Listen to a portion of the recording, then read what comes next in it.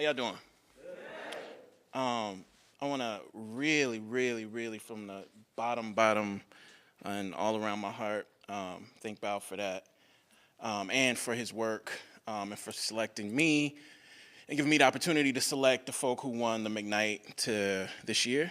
I was lucky enough to judge a lot of different things this year, and honestly, like, when you're judging, you kind of hope most of the things aren't good, just because that means more work. I thought people knew that, but so I was, Bow asked me, and I was like, yeah, I'll do it, and I was hoping that it would be like most things I judge, and maybe 20% of the shit is good, and maybe 5% of it is really good, but man, cause like the folks in this contest were writing, and reckoning, and it made it really hard. So I'm I'm like a mushy fat black boy from Mississippi, so I want to apologize if there's anybody in here who didn't win. But I just want to give thanks for the folks who did. I also want to thank the Loft for making this possible. We don't have anything like this where I'm from in Jackson, Mississippi, but we're working on it. Maybe one day, hopefully one day, soon. And I want to thank the folks who I've met here who have made me feel like home. I actually met a brother from Jackson, just took me back. Shannon is my sister. We met at a time in our life, and I think we most needed to meet. So we came back to meet now. Shannon has introduced me to her sisters here, so I feel like now I got some sisters or some play cousins in Minnesota that I didn't know I had. I've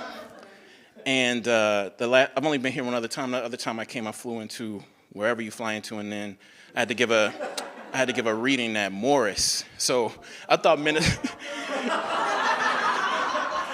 I thought this shit was Morris, you know what I'm saying? And then, and ain't nothing wrong with Morris.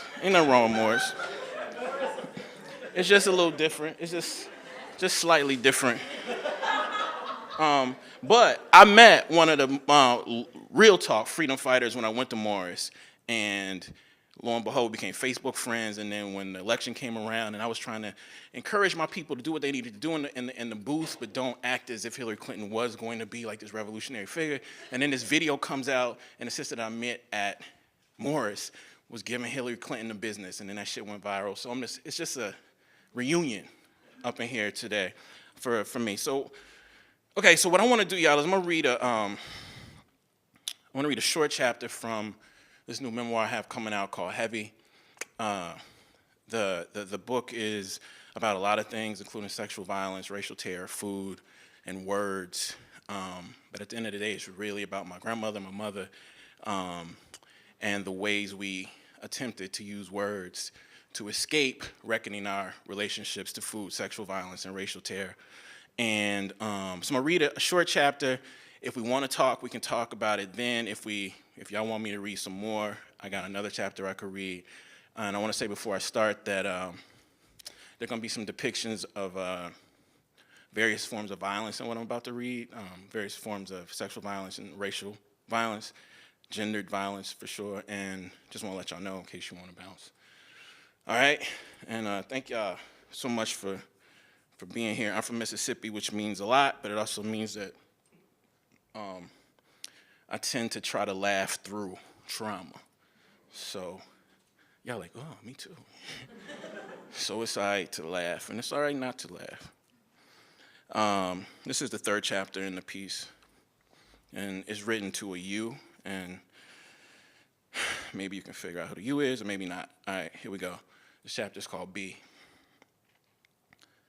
A few weeks into the summer, when counting to 10 and limiting carbs did not work for either of us, you put me on a bus and told me that I had to stay with Grandmama in Forest, Mississippi for a few days. I love Grandmama, but I didn't really love going to her house any other day other than Friday. Every Friday, Grandmama let me watch Dukes of Hazzard, a show you said, quote, operates in a world even more racist than the one we live in, where two convicted white drug dealers who keep violating probation and making fools of the police in a red Dodge Charger with the Confederate flag on top, call the General Lee, never go to prison, unquote. The Friday night I was sent to stay with grandmama, I asked her if black folk like us could ever get away from the police like Bo and Luke Duke.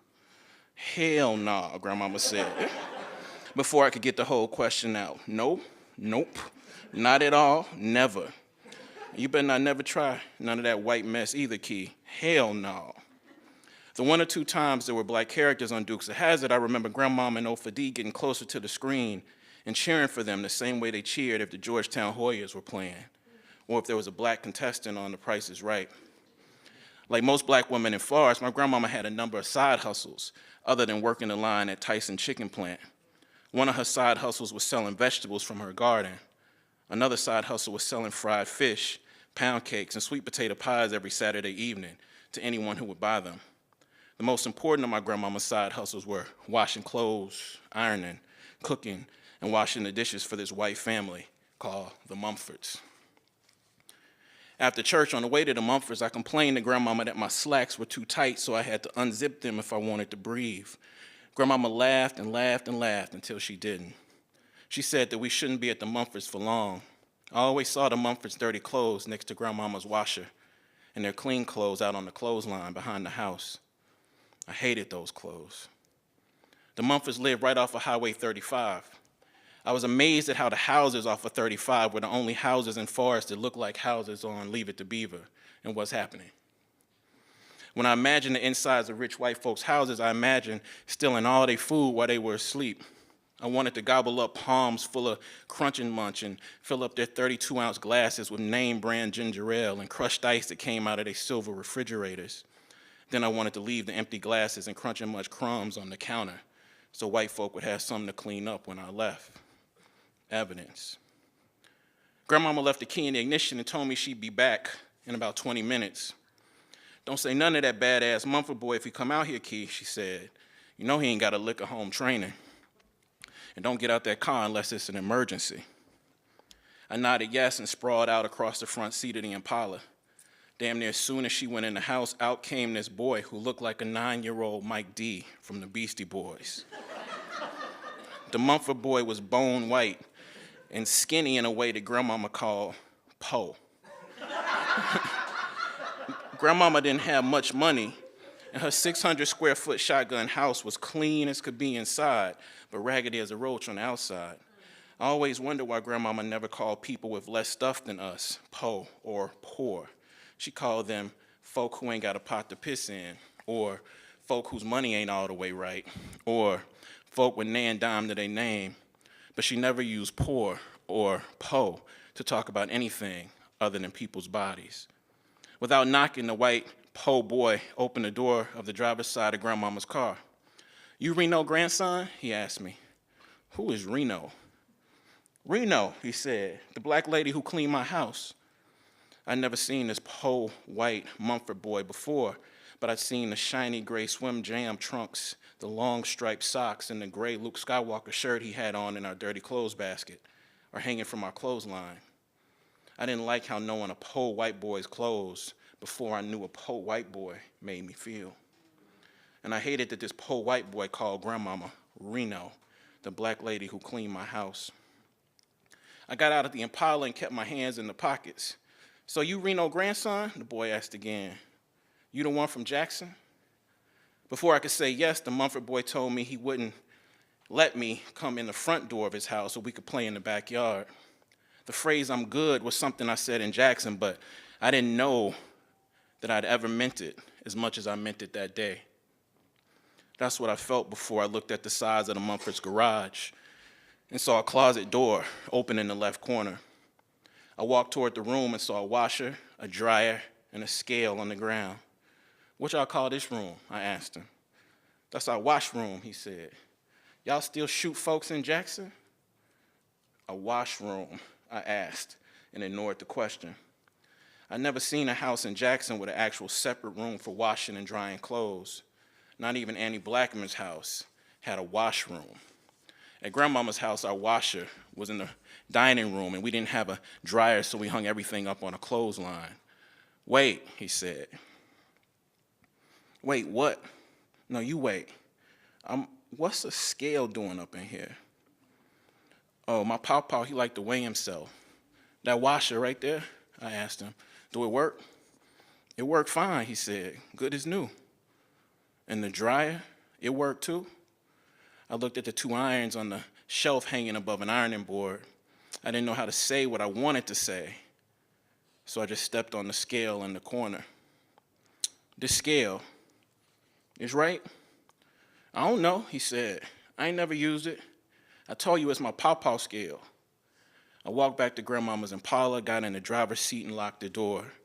I remember gripping the steering wheel and wondering just how fat 218 pounds was for an 11-year-old boy. Less than a minute after I was in the car, the Mumford boy came back out. Without knocking, he tried to open the Impala driver's side door again. Come on in and play, Jackson, he said from outside the car. You just gotta take your shoes off and come in through the back. No, I'm good, I rolled the window down and told him. You wanna shoot my BB gun in the backyard? Nah, I told him, my mama don't let me shoot guns. I'm good. But the Mumford boy said, all y'all do is shoot guns in Jackson. I sat in Grandmama's Impala with a rot spreading in my chest for a few seconds before Grandmama walked out of the house with a clothes basket of clothes in one hand and an envelope in the other. When I told Grandmama what the Mumford boy said to me, she told me to get my black ass in the car and leave these white folk alone. You know who you messing with, she said. These folk liable to have us locked up under the jail key. Come on, let's go. I kept looking at Grandmama as we drove home. I was trying to decide if I should ask her why she had to wash, dry, iron, and fold the Mumford's dirty clothes if the Mumfords had a better washer than ours, a working dryer, a newer iron, and a fresh-ass ironing board. I wanted to ask her if there were better side hustles than washing nasty white folk clothes on the weekend, but I didn't say anything on the first half of the trip home. I just looked at her face and saw deeper frown lines around her mouth than I'd ever seen. I understood that day why you and Grandmama were so hungry for black wins against white folk, regardless of how tiny those wins were. For Grandmama, those wins were always personal. For you, those wins were always political. Both of y'all knew and taught me to know that we didn't even have to win for them to punish us. All we had to do was not lose the way they wanted us to. I kept wishing I would have gone into the Mumford's house and stole something they couldn't do without. Stealing something that white folk valued felt like the only way to make this rotten feeling in my belly go away. Before going home, Grandmama took the money she'd gotten from the Mumfords out of her bosom, placed it in an envelope, wrote your name and address on it, and put it in the mailbox downtown. Grandmama, I said as we turned down Old Morton Road, do those white folk know that your name is Catherine, or do they think that your name is Reno? I don't know if they know my name or not, Grandmama said. Shit, I know my name. I know how much these white folk pay me every week. Well, do you tell the Mumfords the truth when you up inside their house? Nah, she said, I sure don't. Then what you be telling them? Should I tell them whatever it take to get the little money they give me so I can take care of my family? But do you ever want to steal anything? No, Kiese, she said. They test me like that all the time, too. Let me tell you something. Do not steal nothing from no white folk. You hear me? Nothing. When we pulled into our yard, Grandmama told me to grab the basket of dirty clothes and put it next to the washer. I picked the clothes up, and instead of stopping at the washer, I walked into the kitchen. There, I placed the dirty clothes on the floor between the fridge and the oven. I looked around to see if Grandmama was coming before stepping both of my penny loafers deep into the Mumford's basket of clothes and doing quick feet like we did at the beginning of basketball practice. I got your gun right here, nigga, I said, stomping my feet all up in their clothes as fast as I can. You don't even know. I got your gun right here, nigga. I got Jackson right here. You feel this with these quick feet? I was doing quick feet in the Mumford's clothes for a good 30 seconds when Grandmama came out of nowhere, tearing me up.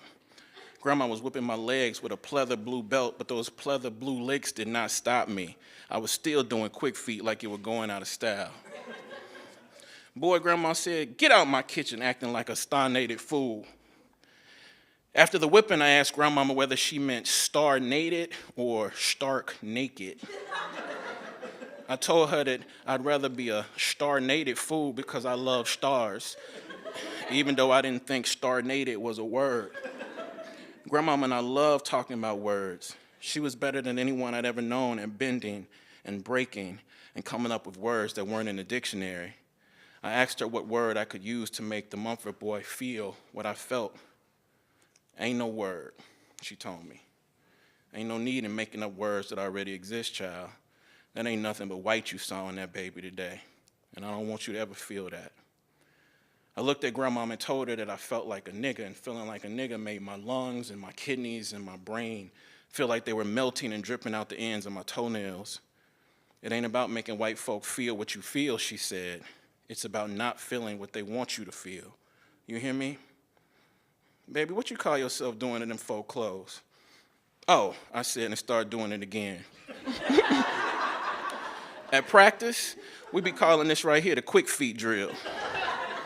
You gave them white folks clothes, them quick feet. Not feets, I said, Grandmama, quick feet.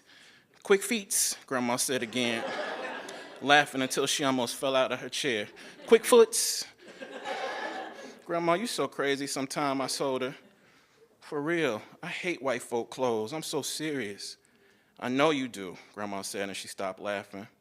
I don't much appreciate them or their clothes either, but them dirty clothes is how we eat. It's how your mama and them ate. Grandmama told me she whooped me for acting up in her kitchen, not for messing up the clothes of white folk. She said she spent so many hours in them white folks' kitchen and just wanted her children to respect her kitchen when she got home. I asked Grandmama why she whipped me on my legs when I was doing quick feet, not my head, on my neck, on my back, like you would. Because I don't want to hurt you, she said. I just want you to act like you got some good sense.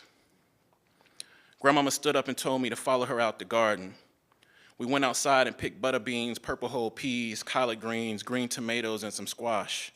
We sat out on the porch hulling peas and talking more about quick feet while the train behind the house whistled. My bucket of peas was between my legs when Grandmama stood up, straddled my tub. Key, try it like this here, look. I looked at her hands and how she handled the purple whole peas. When she reached for my face, I jumped back. Baby, I ain't trying to hurt you, she said. Why you jumping back for? I just didn't know what to say.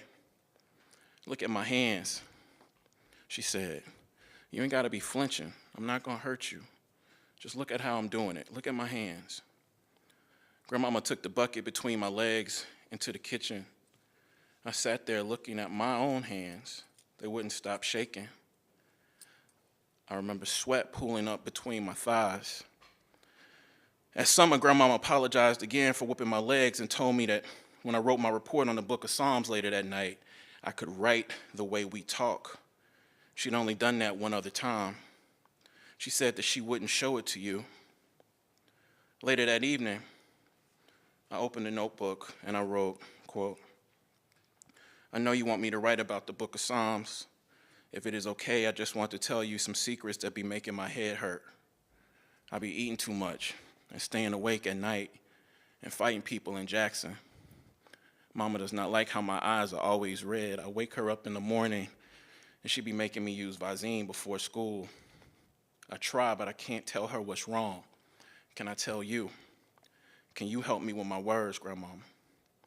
The words Mama be making me use, they don't work. Then I wrote the words, be kissing me in the morning, be choking me, be running a train, be beating my back, be hearing her heartbeat, be slow dancing with me, be rubbing her breast in my mouth, be watching people, be getting beaten, be on top of me, be on my knees, be kissing me in the morning, be choking me, be kissing him at night, be hitting hard, be saying white folk hit the hardest, be laughing so it won't hurt, be eating when I'm full, be kissing me, be choking me. At the end, I wrote, Grandmama, can you please help me with my words? I gave Grandmama the notebook when I was done, like I had every Sunday night we spent together. Unlike other nights, she didn't say anything about what I'd written. When she walked by me, I didn't even hear her breathing. Later that night, before bed, Grandmama got on her knees and turned the light off and told me that she loved me. She told me that tomorrow would be a better day. Before both of us went to sleep, I asked Grandmama if 218 pounds was too fat for 11 years old. What you weighing yourself for anyway? She asked me. 218 pounds is just right, Key. It's just heavy enough. Well, can I ask you one more question before bed? Yes, baby, Grandma said, and faced me for the first time since I gave her the notebook. What do you think about counting to 10 in case of emergencies? Ain't no emergency that God can't help you forget, Grandmama told me. Evil is real, and all we can do is pray to avoid it. Okay, but what about the emergencies made by folk who say they love you? You forget it all, she said, especially them kind of emergencies. You forget it or you just go stone cold crazy. My whole life, Key, it seemed like something crazy always be happening on Sundays in the summer. Grandmama made me pray again that night. I prayed for you to never close the door to your room if Isaiah Horde was there. I prayed for us to never close the door when we slept together. I prayed for Noel and Dougie to never feel like they had to go in Daryl's room. I prayed for Grandmama to have more money so she wouldn't have to stand in that big room ripping the bloody guts out of chickens before standing in that smaller room smelling bleach and white folks' shitty underwear. I prayed that nothing would ever happen again in any room in the world that made any of us feel like we were dying. When I got off my knees, I watched the back of Grandmama's 61-year-old body heave in and out. Grandmama was trying, hard as she could, to forget one more Sunday night in the summer. For a second, though, she stopped heaving. I couldn't hear her breathing. When I finally placed my thumb lightly on the small of Grandmama's back, she jerked forward and clenched the covers tight around her body. My bad, Grandmama. I'm sorry. Just want to make sure you're okay. Be still, Key, Grandmama mumbled with her back to me. Just be still. Some things ain't meant to be remembered. Be still with the good things we got, like all them quick foots. Quick feet, Grandmama, I told her. Quick feet. And that's the end of that chapter.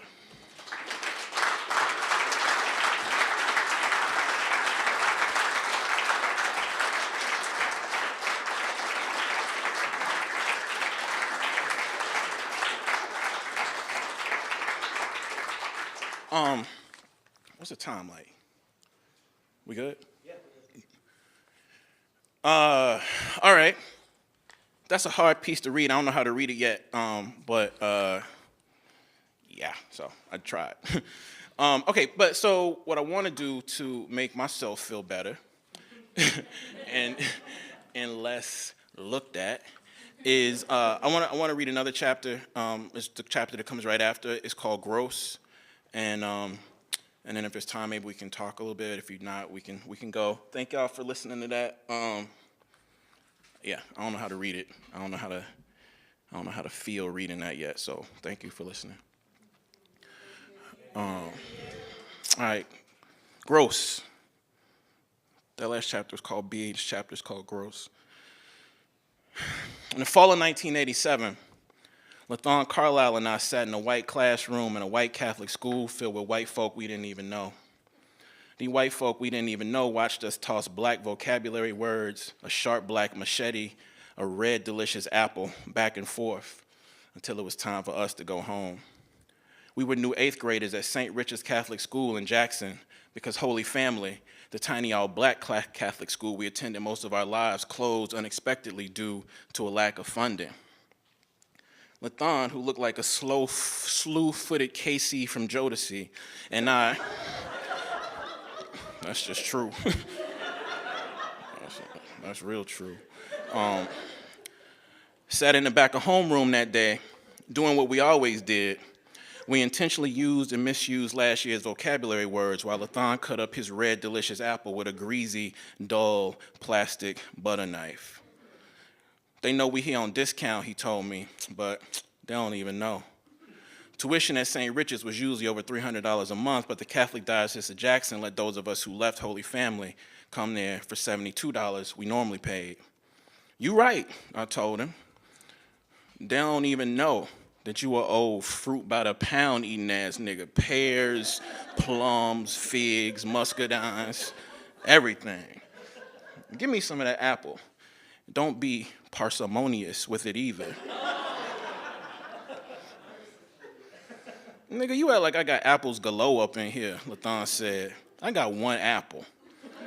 Seth Vincent, a white boy who spent the first few minutes of the first day of school silent farting and turning his eyelids inside out, asked both of us what galore meant.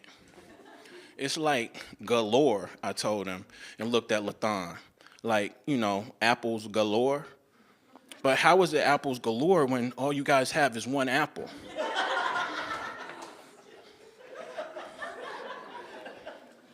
Lathan looked at me. See? They don't even know. And how do you guys know what parsimonious means? Lathan sucked his teeth and rolled his eyes. Seth, whatever your last name is, first of all, your new name is Seth 6'2", because you 5'4", but you got the head of a nigga we know named Sean Slaughter, who's 6'2". He said that. He really said that. He really said that. Yep. You don't even know. Plus that eyelid shit, man, we stopped doing that in 6th grade, fool. Everything about y'all is erroneous. This that black abundance. Y'all don't even know? Lathan's favorite vocab word in 7th grade was abundance, but I never heard him throw black or that in front of it. You guys are awesome, Seth told us as Lathan offered me half his apple and the use of his plastic butter knife. As much as Lathan and I loved each other, he would have never offered me half of his apple or his butter knife at Holy Family. I would have never expected him to either. While Lathan was cutting his half into smaller slices, he looked at me and said that Seth 6'2" and them didn't even know about this slicing style he was about to use. Right as I dapped Lathan up, Miss Reeves, our white, red-haired, 5'11" homeroom teacher, pointed at Lathan and me. We looked at each other, shook our heads, and kept on eating apple slices. Put the knife away, Lathan, she said. Put it down, now. Meager, we said to each other. Meager. The opposite of Lathan's favorite word was my favorite vocab word at the end of 7th grade. We used different pronunciations of meager to describe people, places, things, and most of all, styles that were less than 8 levels, that were at least 8 levels less than shit. Meager, I told her again, and pulled out my Trapper Keeper. Meager. Lathan and I love making lists of our number 1 pleasures on our desk at Holy Family, and we loved erasing those lists as soon as we made them so nobody else would see what we were writing. While Ms. Reeves was still talking, I wrote number 1 tape of our number 1 group. Lathan leaned over and wrote EPMD and Strictly Business. Then we erased it. I wrote number 1 white person who don't even know. Lathan leaned over, then he paused. Miss Reeves and Ronald Reagan, it's a tie with they meager ass. Miss Reeves kept talking to us the way you told me white folk would talk to us if we weren't perfect, the way I saw police talk to you whether you'd broken the law or not. I understood that Miss Reeves had every reason in the world to think that I was a sweaty, necked, red-eyed, hard-headed underachiever who drank half a mason jar of box wine before coming to school. But Lathan was as close to abundant as an 8th grader could be, and that abundance wasn't even the dopest thing about him. Lathan said shrimps instead of shrimp, no matter where we were. He always added 3 S's to mine, so it sounded like mines. He made sure to pronounce the W and the T in sword like swart. He added extra 3 X's instead of a CK to words like lackadaisical, so they sounded like lackadaisical. Lathan was the best math and science student at Holy Family next to Madra Crump, and he was gonna be the best math and science student next to Madra Crump at St. Richard's. Ever since I known him, Lathan was always into precision, always in the odd shapes and angles. For 4 years, I watched Lathan sit on his bed at his grandparents' house and build a small generator, then an electric car, then a gaming system, then a drum machine, then a radio mixer. I watched him tear open a black and white TV and make it into a bootleg version of Frogger. The thing I never seen him do, though, was come close to hurting someone who hadn't hurt him first, with a knife, with his hands, or with his words. It's not a knife, I told Miss Reeves. It's a plastic butter knife, and it's dull. Please stop being so preposterous.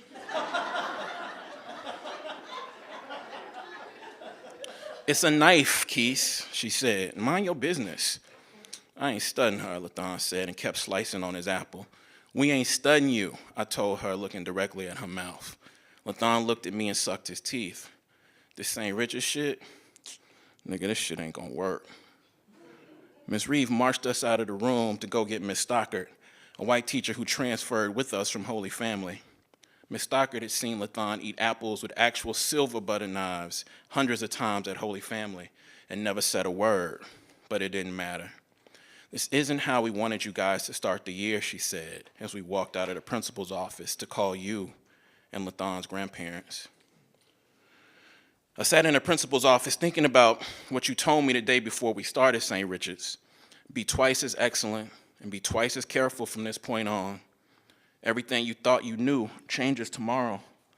Being twice as excellent will get you half of what they get. Being anything less will get you hell. I assume we were already twice as excellent as the kids at St. Richard's precisely because their library looked like a cathedral, and ours was an old trailer on cinder blocks. I thought you should have told me to be twice as excellent as you, as Lathan, as Madra Crump, as Grandmama. Those were the most excellent people I knew. Lathan and I both got beaten when we got home that day because white people were scared of black boys eating apples with a plastic butter knife. With every lash you brought down on my body, I was reminded of what I knew and how I knew it. I knew Holy Family closed due to a lack of funding because black people didn't have no money. I knew that there was never a poor white school in the history of Mississippi absorbed by a mostly black school because white folk didn't want to go to school with us. I knew the parents of my white classmates never whooped their children for not being twice as excellent in their dealings with us. I knew Grandmama had to wash dirty underwear of white folk like the ones at St. Richard's so I could go to St. Richard's. I know that you didn't want white folk to judge you if I came to school with visible welts on my body because you beat me on my back, my butt, my thighs, instead of my arms, my neck, my hands, and my face. I knew that I was getting beaten for the lack of excellence of white folk. I knew that you, Grandmama, my great-grandmama, my great-great-grandmama were beaten for the same reasons. The next day at school, the teachers at St. Richard's made sure Lathan and I never shared a classroom again. The only time we saw each other was during recess. You told me it wasn't fair, but it was safer that way. A few months later, our English teacher, Miss Ellington, made us read Eudora Welty stories and watch Roots for Black History Month. I was the only Holy Family kid in my English class. Miss Ellington, who tried hard to make Holy Family kids feel valued, always talked about the work of Eudora Welty. She always talked about, quote, historical context when talking about the quirky racism of Welty's character. She loved to compare that quirky racism to the bad racism of most of the white characters in Roots. I didn't like what historical context and quirky racism in our English class granted white folk. If we could understand historical context and quirky racism, we could understand how Eudora Welty created fully developed, unreliable white speakers who treated partially developed black objects like niggers. I felt the weight of historical context and quirky racism in that white 8th grade classroom, but I also felt something else, something I was embarrassed to admit. I felt a tug toward the inside of Miss Welty's stories. Even though there were huge boundaries between my imagination and Welty's, when she started Why I Left the P.O. with the sentence, I was getting along fine with Mama, Papa Daddy and Uncle Rondo until my sister Stella Rondo just separated from her husband and came back home again. I didn't just feel a special or familial relationship to Wealthy's text or the words. I felt every bit of Jackson and really every bit of Mississippi you taught me to be hyper aware of. Wealthy didn't know anything about Mississippi black folk, but she knew enough about white folk to mock them in the most ruthless and entertaining ways I'd ever read. You'd spent a lifetime teaching me that white folk were dangerous, capable of anything, not to be provoked. But Eudora Welty reminded me of what my eyes and my ears taught me. White folk was crazy as hell. Craziest folk on earth, if you want to know the truth. The next day in English class, we watched this scene where Kizzy, Kunta Kinte's daughter on Roots, was raped by this white man named Tom Moore. The morning after the rape, a black woman played by Helen from the Jeffersons came by to wash Kizzy's wounds. Helen told Kizzy, "You best know about Master Tom Moore. He one of them white mans that like nigger women. Reckon he be bothering you most every night now. He used to bother me, but not no more." I wasn't sure what to do with what I just heard. The first time I watched the Roots scene, I was 8 years old. I remember hearing the word rake instead of rape when I asked you what happened to Kizzy. Raking someone sounded like the scariest thing that could happen to a person.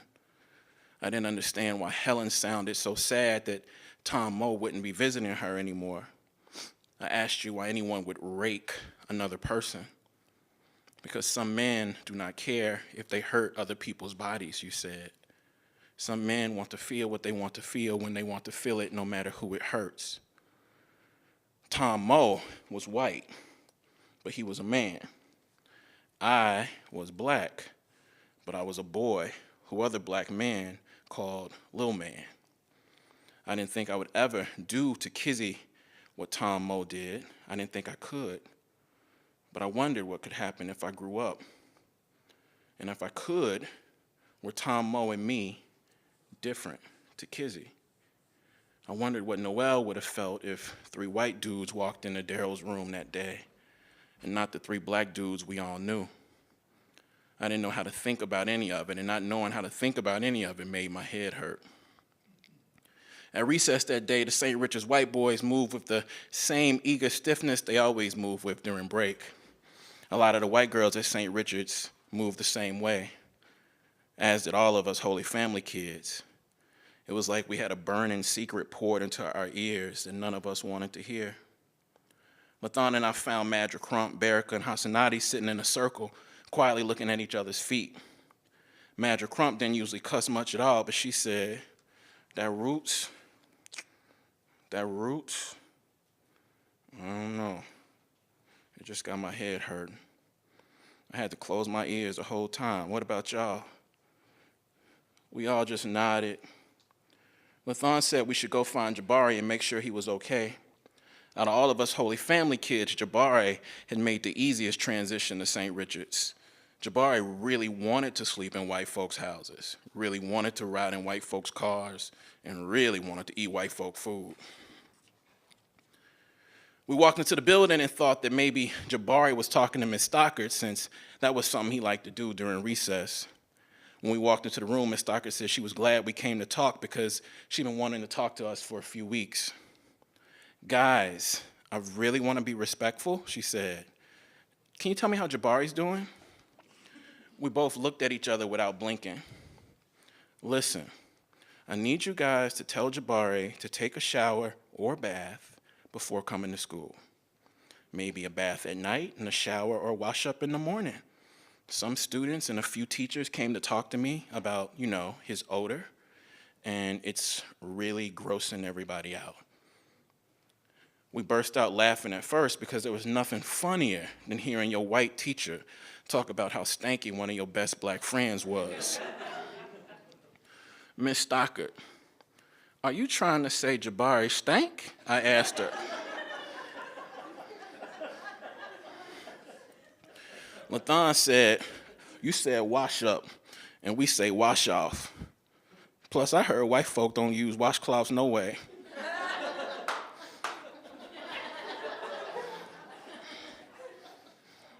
I'm not saying anything about she used her hands to make air quotes stank. I'm not talking about washcloths. I'm saying that some people just think he's gross. You guys can understand how that's not good for any of you, right? Lathan and I stood silently next to each other. We'd both seen people we loved hurt, bloody, but nothing we'd ever seen quite felt like that moment when Miss Stockard, our teacher, called our brother gross. I wasn't sure how a teacher could teach someone that they thought was gross. I didn't know why Jabari's stank was okay at Holy Family, but somehow gross at St. Richard's. I knew Jabari smelled at St. Richard's the same way Jabari smelled at Holy Family, though. The same way he smelled ever since his mother died. It wasn't his odor, and it wasn't that he didn't take showers, baths, or wash-offs. Ever since his mother died, there was just a different scent as soon as you walked into Jabari's house, and if you stayed longer than 30 minutes, you left smelling like that scent too. But all of us were stanky at some point, even Madra Crump. And when we were stanky, we laughed about it, or we took a shower, or we threw on some deodorant or cologne on top of our stank, and we just kept it moving. I just didn't understand how white boys at St. Richard's like Seth 6'2" could have breath that forcefully stank through gum, peppermints, now laters, Laffy Taffies. And none of us ever thought to call him or his stank breath crew gross. I understood now swaying there in front of Miss Stockard that there were words, word patterns, vocal inflections we'd heard at St. Richard's that we never heard at Holy Family. No one at Holy Family ever said awesome or totally or amazing or foobar or like 50 times more than necessary. We had names like Madra and Baraka and Lathan and Jabari and Hassanati and Kiese, and we said fly and all that and fresh and the shit and shining and all world and living foul and sorry ass and getting full and you know what I'm saying, 50 times more than necessary. There wasn't a gross or anything approximating a gross in our vocabulary. 7th grade was the first year in our lives where boys started calling girls who wouldn't give us attention we wanted words like freak behind their backs. And when they slapped the taste out of our mouths, we apologized. But even in our most brittle whispers, I don't think we thought or talked about any girl as gross, but I wasn't sure. Gross, like a lot of our experiences at St. Richard's, didn't translate. It wasn't a part of where we came from. Funky was not gross. Stanky was not gross. Musty was not gross. Meager was not gross. Worse than any cuss word we could imagine, gross existed on the other side of what we considered black. And we considered black abundant. No one who was gross could ever be abundant. That's what I thought. And if they were, then that abundance would always just have to have an asterisk. Lathan and I loved Jabari too much to tell him that Miss Stockard and some white kids whose smiles and words and foods he loved thought he was gross. Instead of saying any of what I really was feeling to Miss Stockard, a white woman who had the power to get us kicked out of school and get us beaten by people who loved us, I said, "We understand, Miss Stockard. We will tell Jabari to take more wash-offs before he come to school tomorrow." Later that day, near the end of practice, my basketball coach, Coach Lee, brought out a scale so we could weigh ourselves. We were going to this tournament in Vicksburg, and the organizers needed our weights and heights for the program. I hadn't weighed myself since stepping on the scale at the Mumfords earlier in the summer. I felt like I was under 210, though. I stepped on the scale, 170, 175, 180, 185, 190, 200, 210, 215.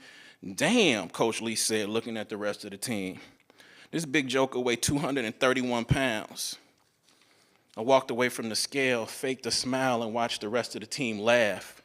Then I went to the bathroom and made myself pee twice before getting back on the scale. 231 pounds, Coach Lee said. It ain't the scale, baby Barkley. It's you.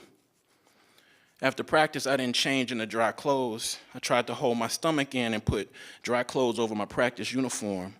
For the first time in my life, I thought about the sweat and the fat between my thighs. I thought about the new stretch marks on my breasts. I thought about what it felt to have love handles. I'd felt fat before. I'd felt husky every day of my life. But I never felt what I was feeling in that bathroom at St. Richard's.